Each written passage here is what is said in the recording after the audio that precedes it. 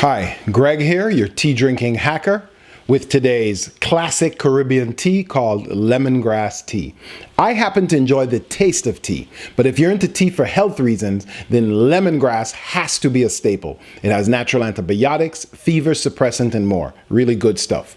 I always drink my lemongrass tea hot, unless I make my not so famous lemongrass tea ice cream, but that's for another time. Now, let's get into it.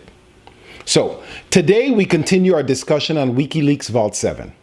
If you need a refresher on what Vault 7 is and why you should care, click on the link up at the top and take a look at my other video where I laid some foundation on what it is, etc.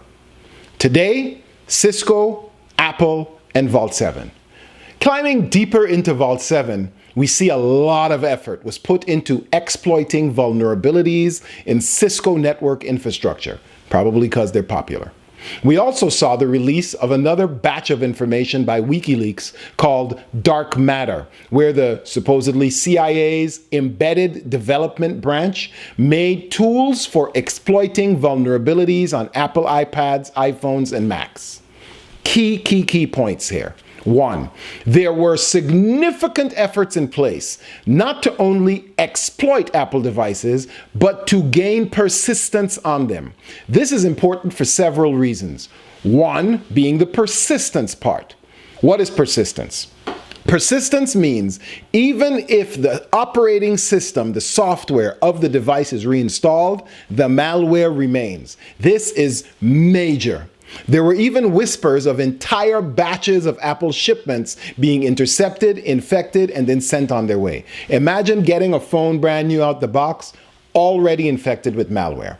Now, Apple devices are heavily used by business leaders and business politicians, etc., and I suspect the lack of security tools deployed on Apple platforms probably plays a role in why they were targeted also.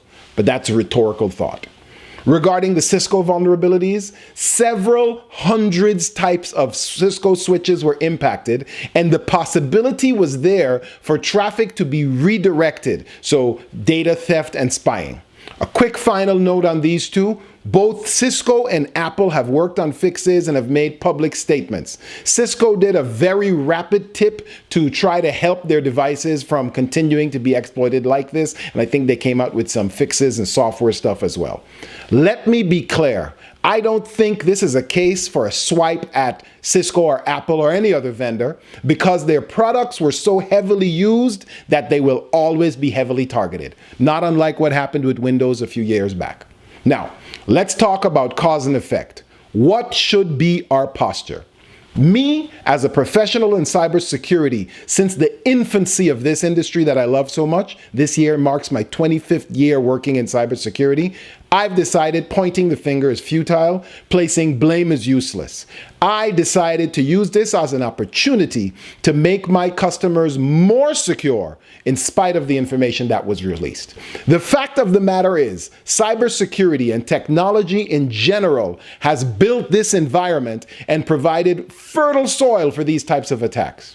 When we in tech were selling voice infrastructure, voice over IP, did we not consider that this also meant voice conversations would now be converted to a digital format that could be stored and searched easily? Let me take that to the next level. When we were selling enterprise class networks with switches, routers, layer 3, layer 4, etc., and the firewalls that today make the internet very much work, were we oblivious to the fact that this could potentially make our customers more vulnerable at some point? We've designed, built, and deployed SAN, storage area networks, and other great storage technologies that allow us to store larger and larger amounts of data and more easily than we could have in human history.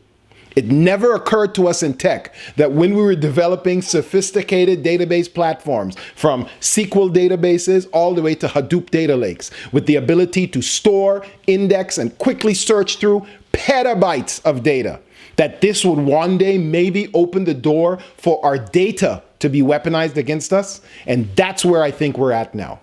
Interesting note, all politics aside, as of today, there is zero proof and pretty much no speculation that the last US presidential election was hacked. So please stop saying that.